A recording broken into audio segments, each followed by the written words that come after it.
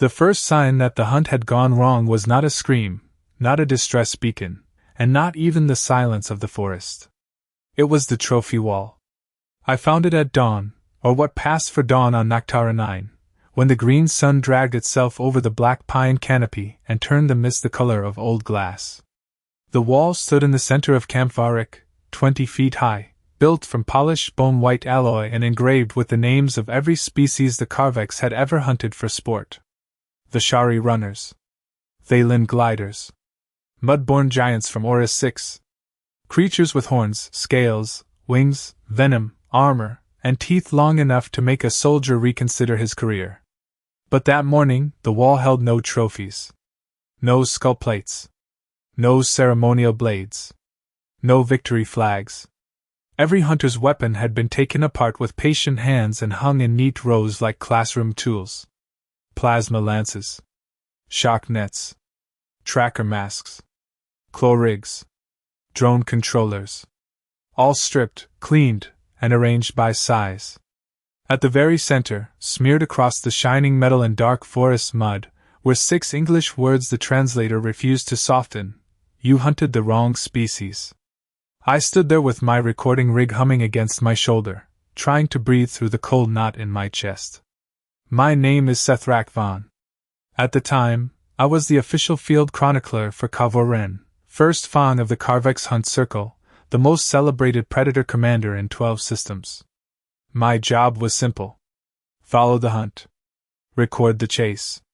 Capture the moment when prey realized it had no path left to run.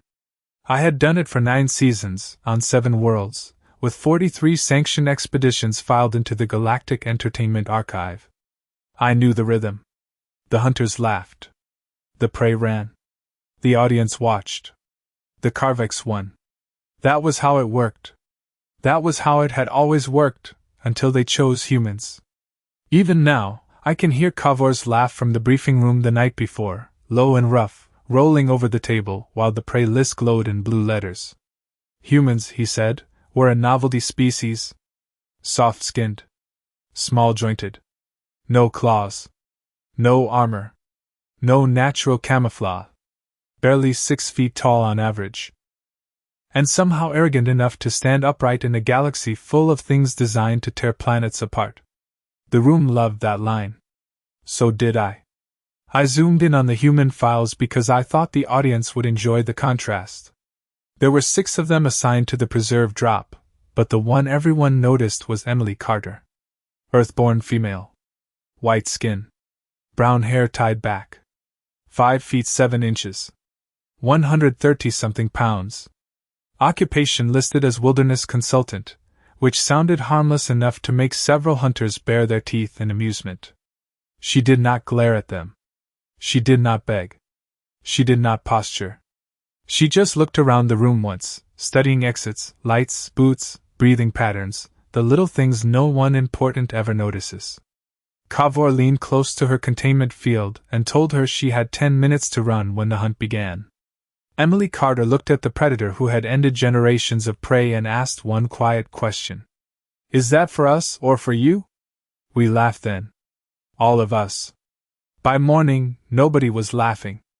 I should have known something was wrong when Emily Carter smiled at the number 10. Not a big smile. Not the kind humans use in their advertisements, or diplomatic greetings, or those strange social rituals where they show teeth to prove they are friendly. This was smaller. Quieter. The kind of expression you notice only because every survival instinct in your body suddenly asks why the smallest creature in the room looks like it has just been given a gift. The briefing chamber overlooked the western edge of Noctara 9, a hunting preserve so large that from orbit it looked like a dark green bruise spread across the continent. 600 miles of black pine, silver marsh, volcanic ridges, sinkholes, cold rivers, and fog thick enough to fool thermal lenses after sundown. The Karvex loved it because the terrain made prey panic. Every sound echoed wrong. Every trail split into 3. Every clearing looked safe until it was not. Kavor Ren stood before the observation glass like a king presenting his own legend, his gray-blue armor plates catching the overhead lights, his hunting cloak hanging from one shoulder, his voice rich with ceremony. He told the humans the rules as if rules mattered. They would be dropped at marker 0. They would receive no weapons, no maps, no external communication, and 10 minutes before the Carvex pack entered the preserve. If they reached the northern extraction tower before sunset, they would be considered victorious. No one had ever reached it. That detail earned another round of laughter from the hunters behind me. I kept my camera focused on the humans. That was my job. Capture fear. Fear sold well. A tall man named Daniel Brooks swallowed hard.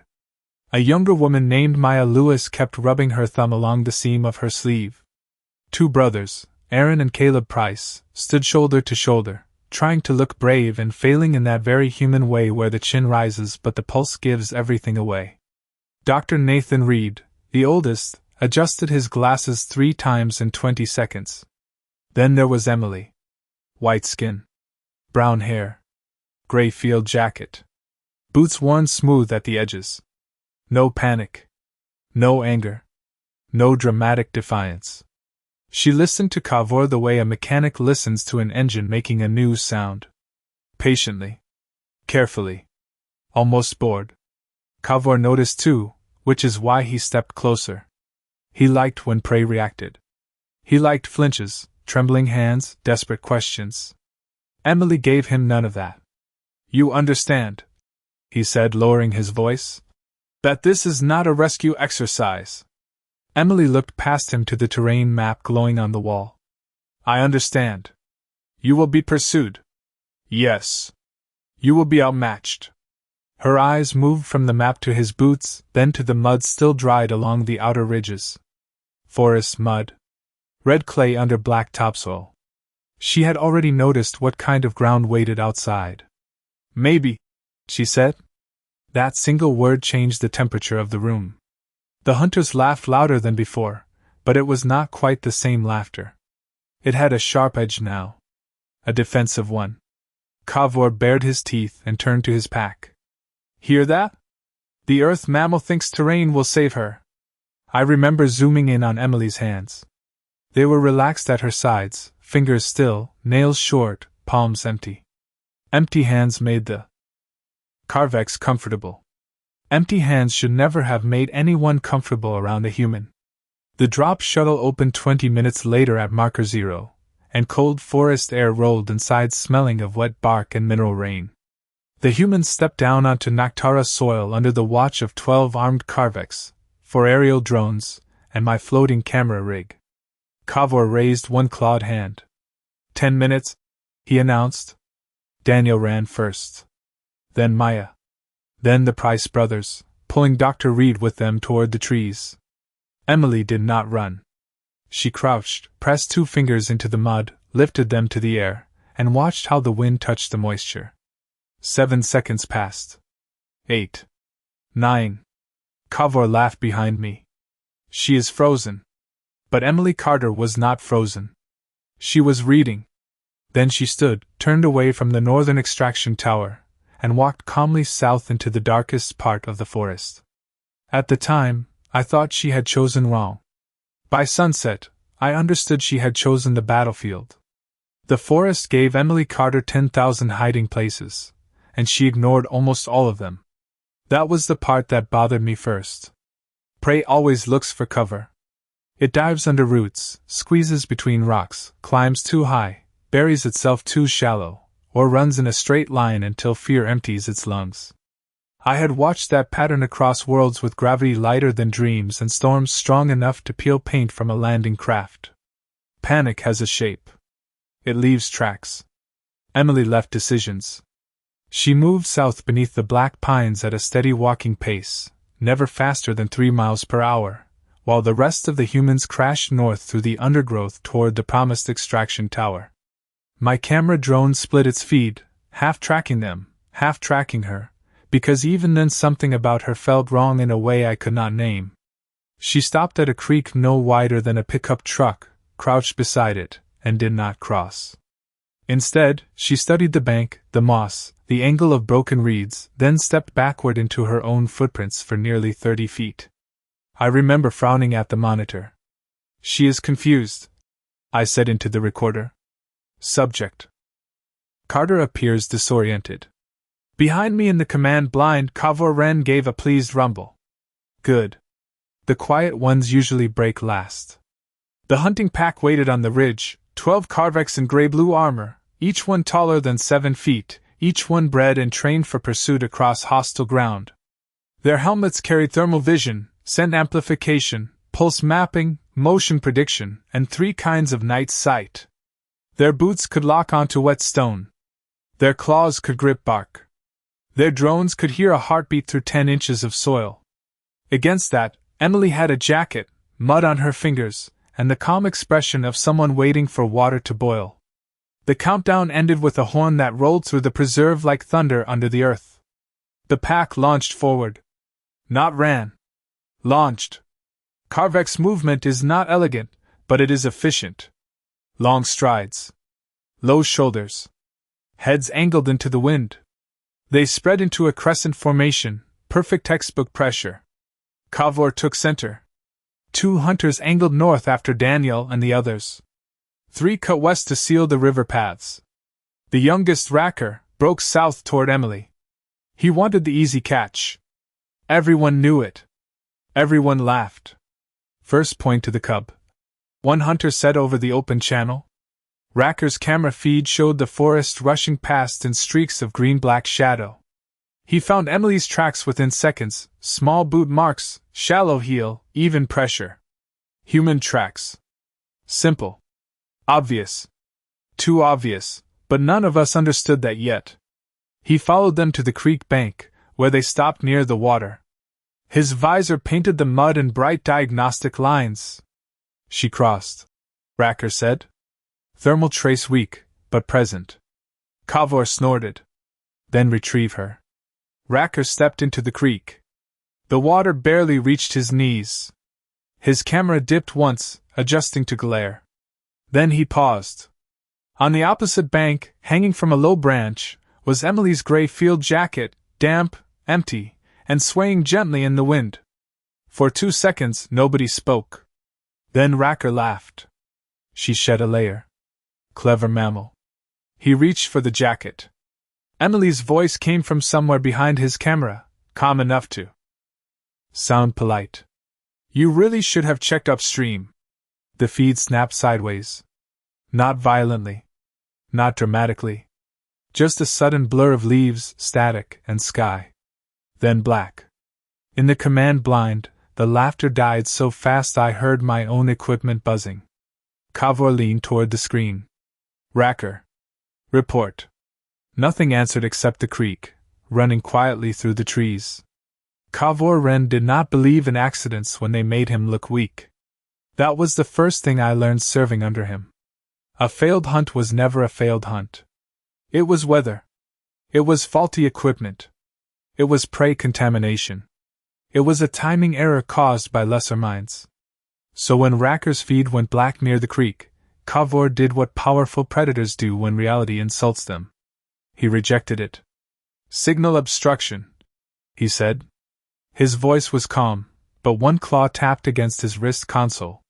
Once. Twice. 3 times. Nectara water carries mineral interference. Reconnect the cub. I obeyed because that was my function.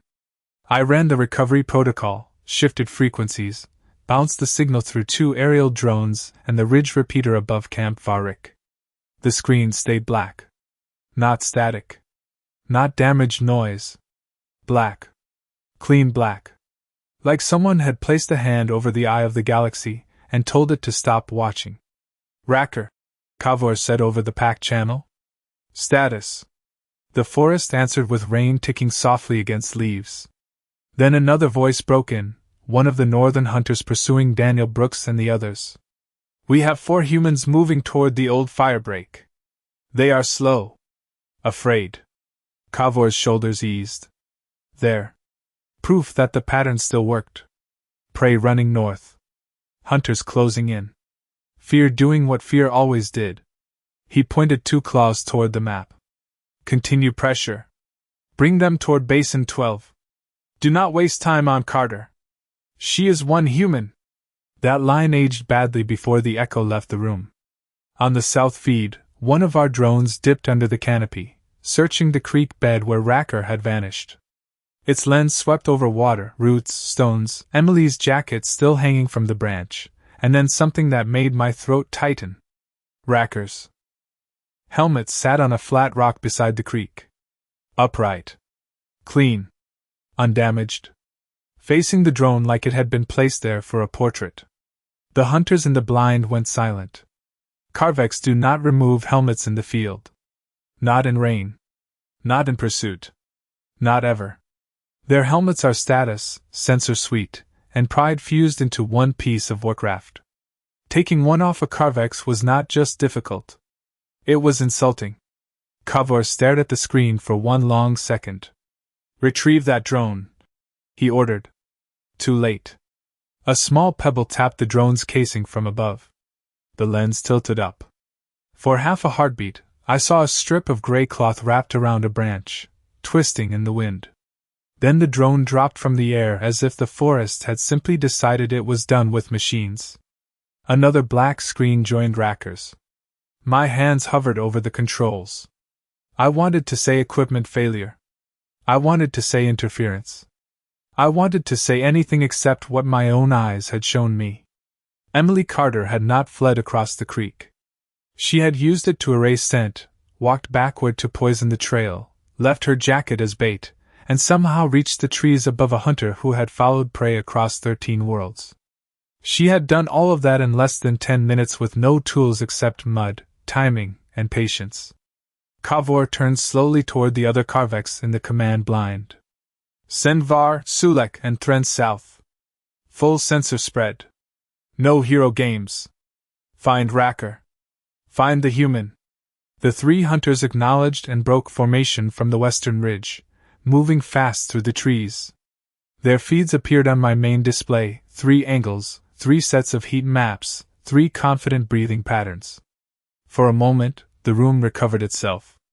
3 trained hunters against 1 small earthborn woman. That sounded reasonable. That sounded safe. Then Var found footprints. Human footprints. Fresh. Leading uphill through red clay. "I have her trail," he said. Kavor leaned in. "Follow." I almost spoke. I almost told him the trail looked too perfect, too centered, too easy to read. But I was only the chronicler, and predators hate being corrected by the person holding the camera. Var climbed the slope. Sulek circled left. Thren circled right. The formation was flawless. The trap was not theirs. Halfway up the hill, Var stopped. His thermal map flickered. "Multiple heat sources," he said. "Small. Moving." Kavor's eyes narrowed. "Carter?" "No. Smaller." The camera zoomed. Shapes moved under the leaves. Warm. Quick. Dozens of them. Noctara tree lizards, harmless scavengers the size of house cats, all rushing downhill at once because someone had disturbed their nesting hollow. Var cursed and stepped back. Sulek laughed over the channel. Thren told him to focus. Then Emily's voice entered the line, soft and close, using Racker's transmitter. "You all look up when you should look down." Every hunter froze. On Var's camera, a marker light blinked at his feet. Not a weapon. Not an explosion. A stolen tracker beacon, planted in the mud beneath him, broadcasting his exact position to every human receiver in the preserve. Kavor's expression changed then. Not fear. Not yet. But the first crack appeared. Because Emily Carter was not hiding from the hunt. She was learning how to use it. Var understood the beacon before the others did, and that was why he made the second mistake. He panicked quietly. Carvex do not scream when fear finds them. They tighten. Their shoulders lock, their breathing goes shallow, their claws flex once, and then they start making fast decisions that feel like strategy until the forest proves otherwise. Var reached down, ripped the stolen tracker from the mud, and crushed it in one fist. "Human trick," he growled. "Nothing more." Emily Carter answered through Racker's transmitter with the same calm voice. "Then why did you stop moving?" Nobody laughed this time. On my display, Sulek shifted left through a stand of black pines, scanning branches, ground cover, thermal pockets, root shadows, every place a human body could fit. Thren moved right along the slope, slower now, careful now, his confidence bleeding into caution one step at a time. Var stood between them, trying to look like bait had not just realized it was bait. Kavor's jaw tightened. She has access to our channel. Cut Racker's transmitter. I shut it down from the command blind. The line went dead. For 1 second, the room breathed again. Then Emily's voice came through Var's helmet instead. Better. Every screen in front of me flickered. Not off. Not broken. Reassigned. She had not stolen one channel. She had entered the pack network, moved through it like a house with unlocked doors, and left her voice wherever she pleased. Kavor leaned so close to the map that the blue light sharpened the ridges of his face. That is impossible. I wanted to agree. I truly did. Karvek's field systems were military grade. Their encryption had survived pirate fleets, corporate sabotage, and 3 treaty wars. A human wilderness consultant should not have touched it. A human wilderness consultant should not have known where to begin. But on the screen, Var's visor opened a new overlay by itself. A map appeared, crude but accurate, drawn over our own preserved grid. Red circles marked the hunters. Blue lines marked their likely routes. Small white X marks appeared behind them, not ahead. Behind. Kavor saw it at the same moment I did. Emily was not predicting where they would go. She was showing where they had already been guided. The creek. The ridge. The lizard hollow. The uphill trail. Every choice had pushed the 3 hunters farther from the main pack and deeper into terrain she had prepared while everyone thought she was running. Sulek whispered. First found permission to regroup. That was the first time any Karvex asked to step back during a hunt.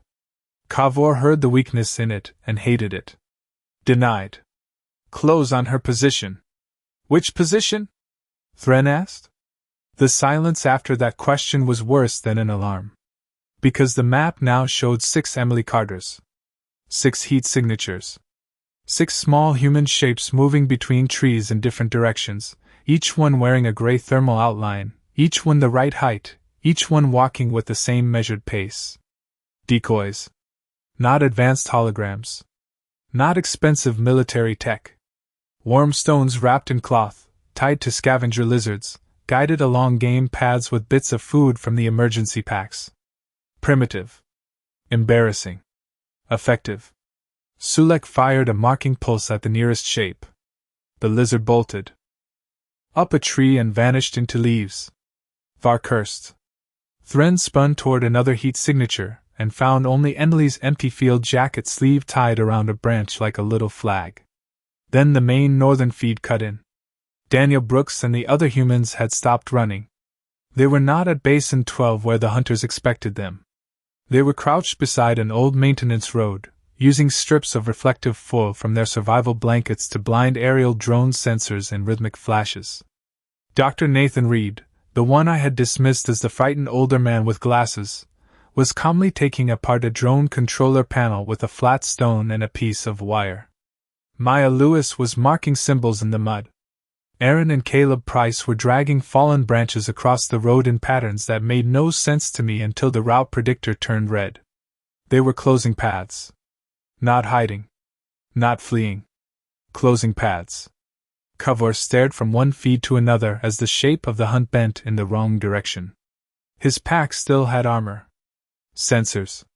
Training. Strength. But the humans had something I had never seen prey use before. Coordination without noise. Fear without collapse. Weakness turned into bait.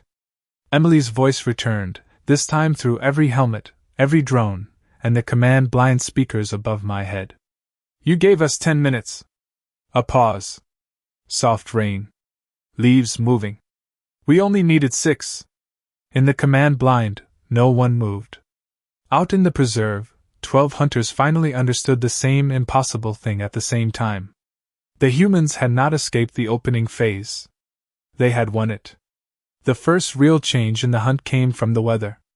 Not because the rain grew heavier, and not because the wind shifted through the black pines, though both things happened within minutes of Emily Carter speaking through the command-blind speakers. The change came because the humans noticed it before the Carvex did. That should have been impossible. Naktara 9 was Kavor Wren's chosen preserve. His pack had trained there for years. They knew the ridges, the creek beds, the old maintenance roads, the sinkholes, the places where fog collected after sunset, and the places where sound carried farther than it should. But knowing a place is not the same as listening to it. The Carvex used sensors. Humans used attention. On the northern feed, Maya Lewis held one wet finger in the air, then pointed west. Daniel Brooks nodded once and began moving the others toward a line of low brush near the old service road. Dr. Reed kept working on the drone controller with the focused irritation of a man fixing a lawn mower that had personally offended him. Aaron and Caleb Price vanished into the tree line, not fast, not dramatic, just gone behind branches and fog. "They are separating," one of the Carvex officers in the command blind said. "That is foolish." Kavor did not answer. He was watching the map. So was I. The red hunter markers were still stronger, brighter, better armed, and spread across the preserve like a net. But the blue human markers were no longer moving away from that net. They were pulling it sideways. Var, Sulek, and Thren continued south, following the false trails Emily had left behind, but every step took them into lower ground where the rainwater gathered and their boot locks sank half an inch deeper into the mud. Half an inch sounds like nothing until you are 7 feet tall, wearing heavy field armor, and trying to chase a creature that weighs less than your equipment pack. Emily appeared on Thren's camera at the edge of a clearing. Just for a second. Gray shirt now, jacket gone, brown hair dark with rain, one hand resting against a tree trunk. She looked tired. That was the bait. Thren saw it and surged forward. "Contact!" he barked. Kavor's eyes sharpened. "Do not rush." Thren rushed. Of course he rushed. Pride is faster than discipline. He crossed the clearing in 5 strides, and Emily stepped backward behind the tree. Thren reached it and stopped so suddenly his camera jolted. On the other side, there was no human. Only a strip of gray cloth tied around a branch, weighted with a warm stone, swaying at shoulder height like a person turning away. The clearing floor shifted under his boots. Not collapsed. Not exploded. Nothing so crude. It simply moved. A mat of woven vines, mud, and fallen needles slid 2 feet. Downhill, carrying Thren with it like a carpet pulled across a kitchen floor. His armor sensors screamed warnings. His boot locks fired. His balance failed for 1 humiliating second, and that was enough. By the time he recovered, his pulse rifle was gone from its sling. Not broken. Not fired. Gone. His camera turned left. Emily stood 20 feet away, holding the rifle by the center grip like she was checking the weight of a tool in a hardware store. She did not aim it at him. She did not need to. She removed the power cell, tossed it into the creek, and set the useless frame gently against a rock. "You rely on things attached to you," she said. "That makes them easy to borrow." In the command blind, somebody whispered a prayer in a language my translator refused to touch. Thren charged again, slower this time, angrier, more careful, and somehow worse. Emily did not run from him. She walked backward through a patch of waist-high fern, stepping only on stones I had not even seen until her boots touched them. Thren followed through the mud. Every 4th step, the ground grabbed him. Every branch touched his helmet. Every vine dragged across a sensor. It was as if the forest had learned which one of them belonged there. Then Sulek's feed flashed from the left. "Movement above!" The camera snapped up. Aaron Price crouched on a branch 30 feet overhead, white-faced, shaking, but steady enough to drop a bundle of reflective foil into the canopy. Sunlight caught it. Drone lenses flared. For 3 seconds, every Carvex visual feed filled with white fire. When the image cleared, Emily was gone. Thren was alone in the clearing with no rifle, no clean trail, and a dozen false heat signatures spreading outward. Kavor slammed one fist onto the console hard enough to make my recording rig jump. Stop following her! His voice had changed. Lower now. Sharper. She is shaping the field. That was the first intelligent thing anyone said all morning. It was also too late. Because while the Karvex finally realized Emily Carter had turned the forest into a weapon, the other humans were already turning the hunt itself into a cage. Kavor Ren finally ordered the pack to stop, and that was when the map betrayed him. Until that moment, he had still believed he was looking at a hunt. A damaged hunt, yes. A messy hunt with a strange human at the center of it, but still something he understood. Hunters moved. Prey reacted. Pressure flowed one way. Then he froze the preserve feed, stripped away the false heat signatures, removed the drone noise, and displayed only confirmed movement from the last 20 minutes. The red marks were Karvex. The blue marks were humans. At first, the pattern looked like chaos. Var, Sulek, and Thren had been pulled south and low. The northern pack had been dragged toward the old service road. 2 reserve hunters had shifted east to cut off what they thought was Daniel Brooks. Racker's marker remained dark near the creek, alive but silent, his suit broadcasting only a medical lockout and a humiliating equipment loss code. The humans should have been scattered between those red marks like mice in a barn. They were not. The blue marks formed a circle. Not a perfect one. Humans rarely made anything perfect when something ugly and practical would work better. But it was a circle all the same, closing slowly around Basin 12, the place Kavor had originally chosen as the ambush ground for his prey. I remember my mouth going dry. I remember the command blind feeling smaller, as if the walls had leaned closer to hear what our fear sounded like. Kavor said nothing. That was the loudest sound of the morning. First Fong, one officer said carefully. The humans appear to be converging. Kavor's claws curled against the console. No. They are being driven. He said it like a command, as if language could shove reality back into place. But the map did not care. Maya Lewis had turned reflective foil and rainwater into signal ghosts, making the drones chase light across the canopy. Dr. Nathan Reed had patched into a maintenance repeater and was feeding false terrain updates into the lower grid. Aaron and Caleb Price were moving through the trees above the mudline, marking safe paths with strips of white cloth tied where only human eyes seemed to notice them. Daniel Brooks, the man I had recorded swallowing fear in the briefing room, had stopped pretending to run and started pulling branches across the western trail in a steady, methodical rhythm. None of them looked heroic. That made it worse. Heroism would have been easier to dismiss. This looked like work. Quiet work. Familiar work. The kind humans did after floods, storms, fires, and all the other disasters their homeworld apparently threw at them often enough to become routine.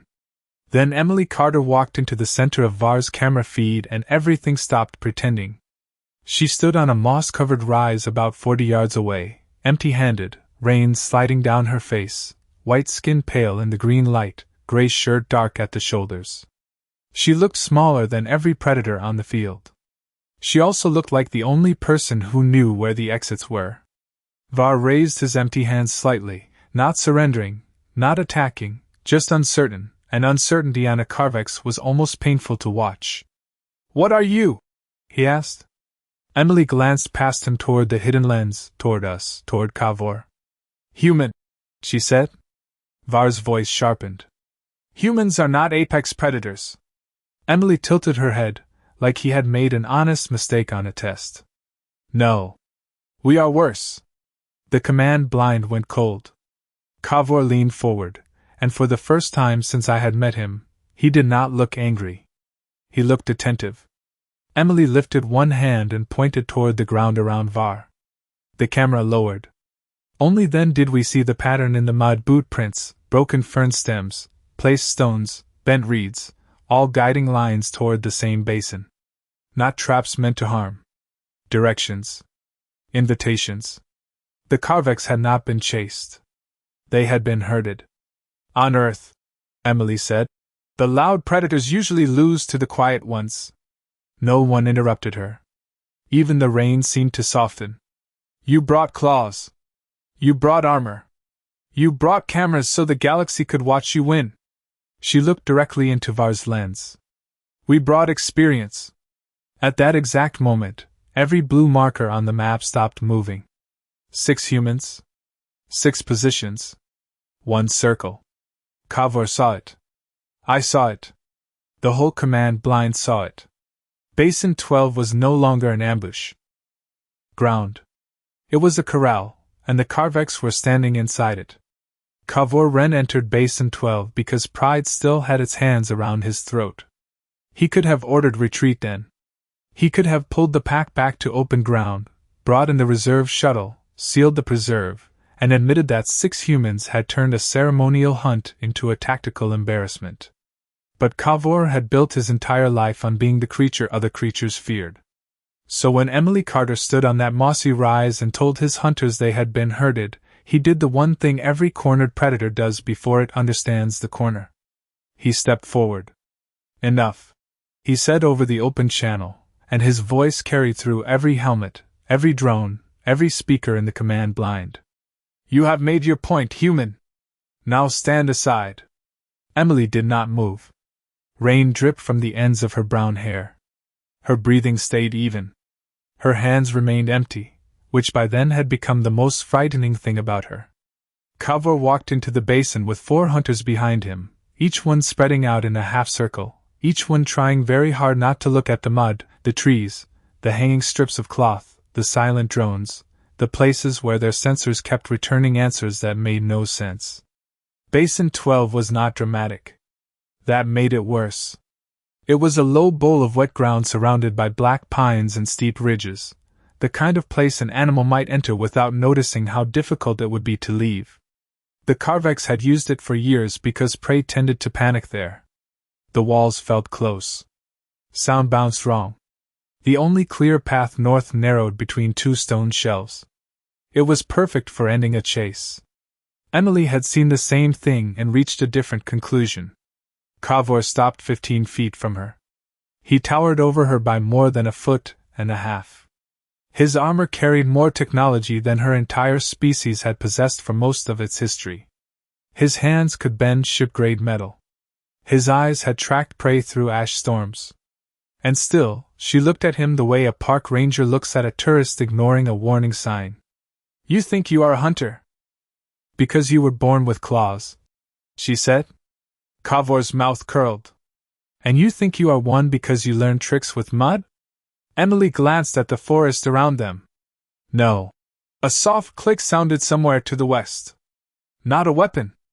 A rope releasing.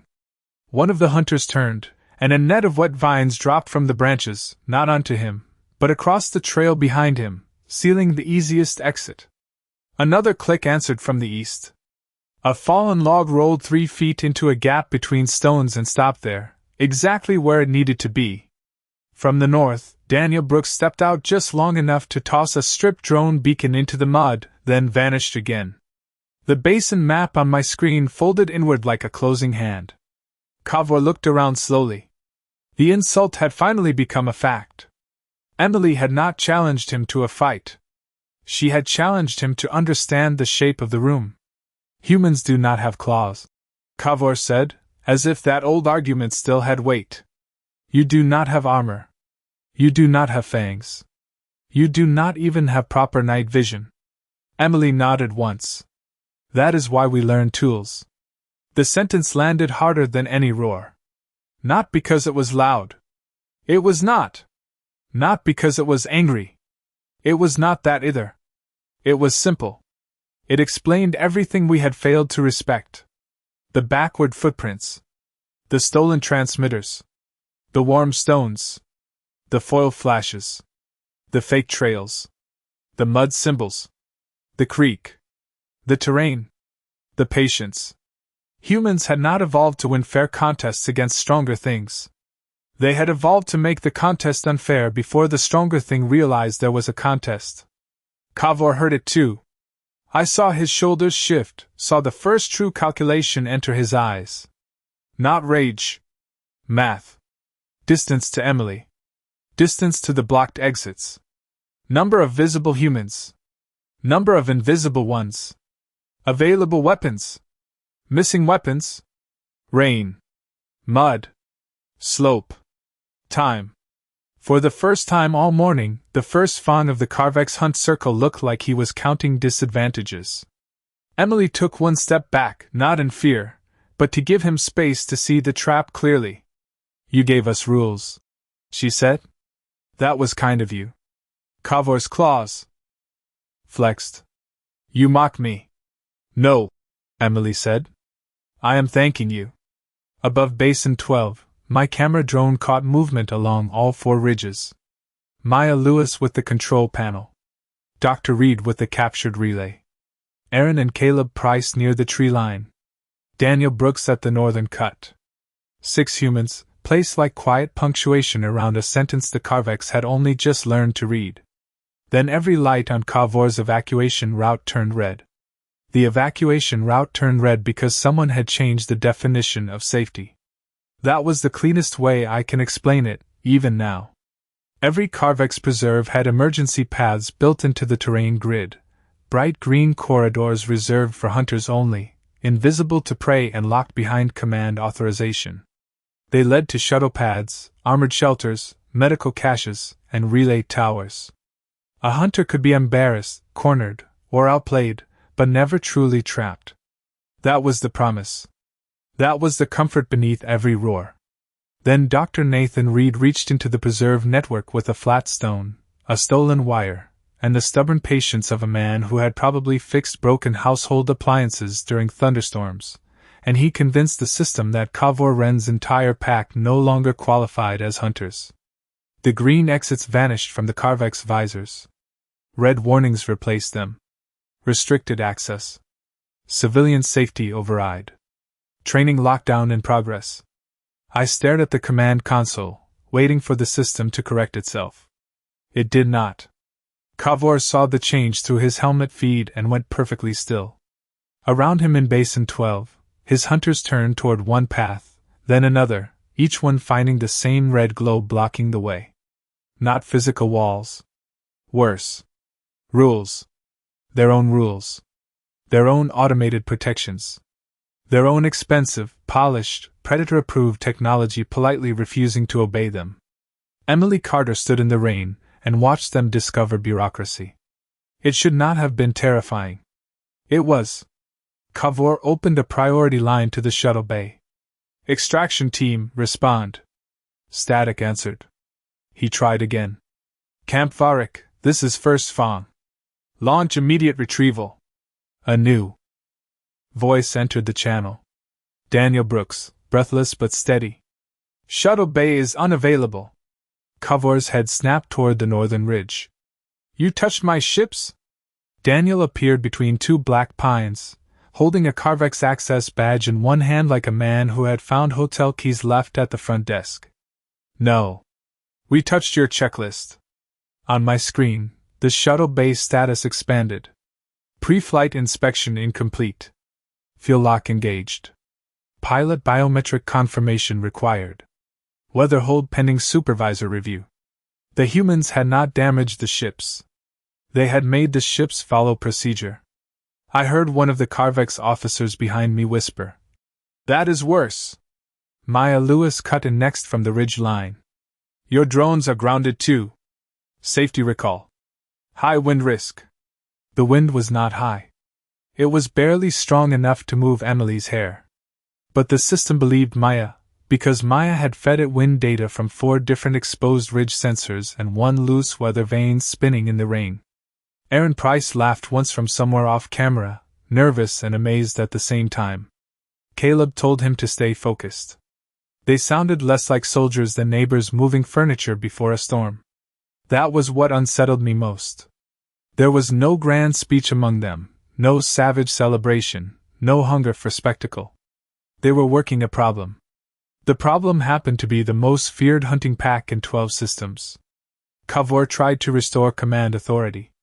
His console rejected him. He tried his personal override. Denied. He tried the First Fong master code. Pending confirmation from field safety officer. The field safety officer was Racker, still alive, still locked out, and apparently sitting somewhere near the creek without his helmet, his transmitter, or his dignity. Emily glanced toward the southern trees. "He is fine," she said before anyone asked. "Embarrassed. Dry enough. Very angry." That small mercy hit harder than cruelty would have. The humans were not acting like prey. They were not acting like monsters either. They were acting like people who had decided the lesson would last exactly as long as necessary. Kavor lowered his hands slowly. The hunters around him looked to their leader, waiting for the roar, the charge, the command that would put the universe back in order. Instead, he studied Emily Carter across 15 feet of rain and mud. "What do you want?" he asked. There it was. The first real surrender, hidden inside a question. Emily did not smile. "The broadcast codes." My stomach dropped. The Galactic Entertainment Archive was still live. Millions were watching. Families, gamblers, military observers, rival packs, board station workers, children of predator houses who had grown up cheering when weaker species ran.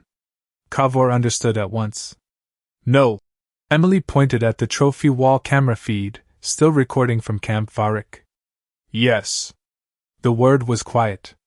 It did not need volume. Maya uploaded the camera route. Dr. Reed opened the archive gate. Daniel patched the basin audio into the public channel. Aaron and Caleb redirected every drone lens still functioning toward the Carvex pack standing inside the basin they had built for others. Kavor's evacuation lights stayed red. His hunters stood in the mud. Emily Carter stepped aside, giving him a clear path to the camera and no path to escape the truth. For the first time in Carvex history, the galaxy was not about to watch prey run. It was about to watch predators explain themselves.